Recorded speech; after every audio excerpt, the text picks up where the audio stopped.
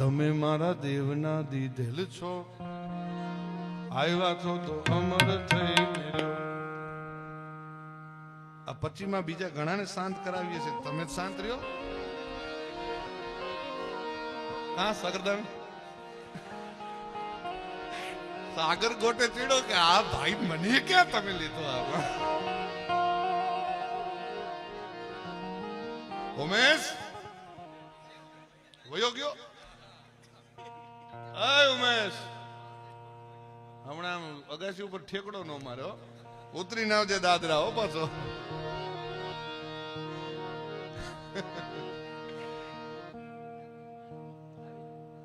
હા ઉમેશ બરોબર ને, હાથ તો કરી દે વાંધો નહીં, બરોબર ને. આમાં હમાય હરખો હાથ તો કર મર્દાનગી થી કરું છું હાથ. ભાઈ ઉમેશ બરોબર,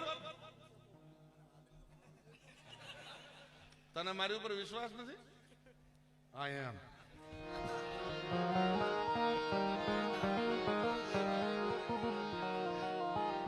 કહી રહ્યો સાગર કે ભારે કહી રહ્યો. પેલા સાગર આ બારડી તારી ભેળું છે, મોજ કરને ભલા માણા.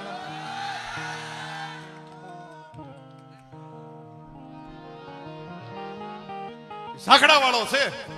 હજી કહું છું આ આવડા આવડા મારા ચાહક છે, ત્યાં સુધી તમારે મથાય એટલું મથી લેજો અને મનની મનમાં ન રહી જાય. હવે મારાથી નથી રહેવાતું. હું આની પહેલા 2022માં બોલ્યો હતો કે 2022માં મેં એવું સ્ટેટમેન્ટ આપેલું કે 2025માં હું સિલેક્ટેડ ડાયરા કરીશ. આ ઘા સહન નથી થતા યાર. એટલે ત્યારે બધાને એવું હતું કે એવા તો કયા ઘા હશે જે તમે 4-5 દીથી સાંભળો છો. અરે તમારી જાતના સાલાવ ખદડાવ,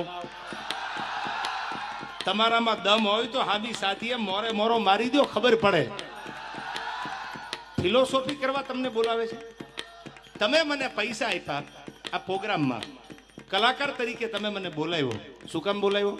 સારી વાત કરું, સારું ગીત ગાવ, સારા 1-2 પ્રસંગ બોલું, એ માટે બોલાવ્યો ને. તમે મને ડાયલોગ બાજી કરવા બોલાવ્યો છે. તમારે ગામારે વાંધો હોય આ બોલવા માટે તમે મને બોલાવો છો.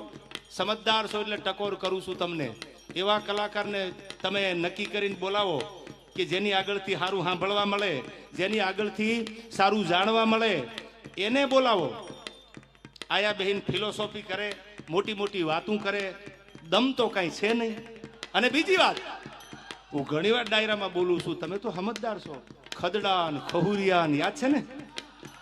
હવે ખદડા હોય એને તમારે જોવો હોય એના ઉપર સિંગડા નો હોય, ખહુરિયા હોય એને તમારે જોવો હોય તો એના માથે સિંગડા નો હોય. પણ માતાજીના મંદિરે સમાધાન થઈ ગયું હોય ફોનબાઈ માના મંદિરમાં, અને ત્યાર પછી બોલે આથી બીજા મોટા ખદડા હોય ક્યાં?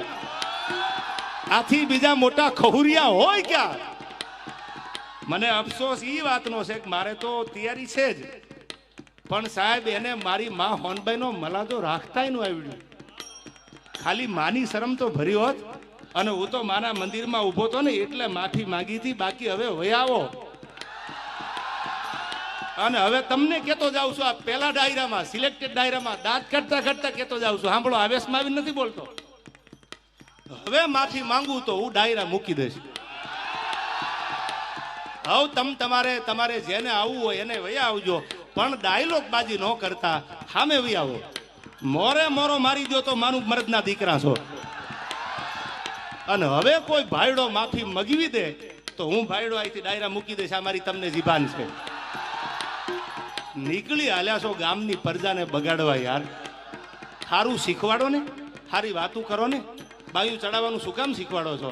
આવનારી પેઢી છે, આ ભારતનું ભવિષ્ય છે. આમાં કોઈ કલાકાર બનશે, આમાંથી કોઈ કથાકાર બનશે, આમાંથી કોઈ ડોક્ટર બનશે, આમાંથી કોઈ એન્જિનિયર બનશે, આમાંથી કોઈ મોટો માણસ બને, એવું શીખવાડો ને. આવડે તો એવી વાતો કરો, અને ન આવડે તો મૌન બની અને તમને જેટલું આવડે છે એટલું સાહિત્ય કરીને નીકળી જાઓ. આ કોઈ લડી લેવા, કોઈ ડાયલોગ બાજી કરવાનો આ પ્રોગ્રામ થોડો છે. આ પ્રોગ્રામ તો સનાતન ધર્મનો પ્રોગ્રામ છે. અને સાહેબ મેં ક્યાંક માફી માગી હશે ને, એ કોઈક ધર્મના થાંભલાની શરમ ભરી છે કે મારી માથી મોટું દુનિયામાં મારા માટે કોઈ હોય નહીં.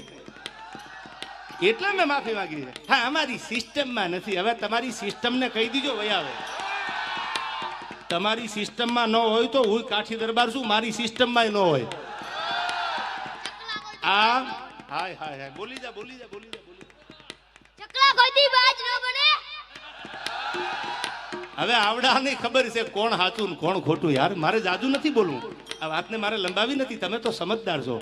પણ સાહેબ વગર વાંકના દુનિયામાં કોઈ કનડે. ઓળખાણ તમે માગો ને એટલે ઓળખાણ દેવી પડે છે યાર. મેં તો બધી જ્ઞાતિને ભેળી રાખી છે, બધી જ્ઞાતિએ મને પ્રેમ કર્યો છે.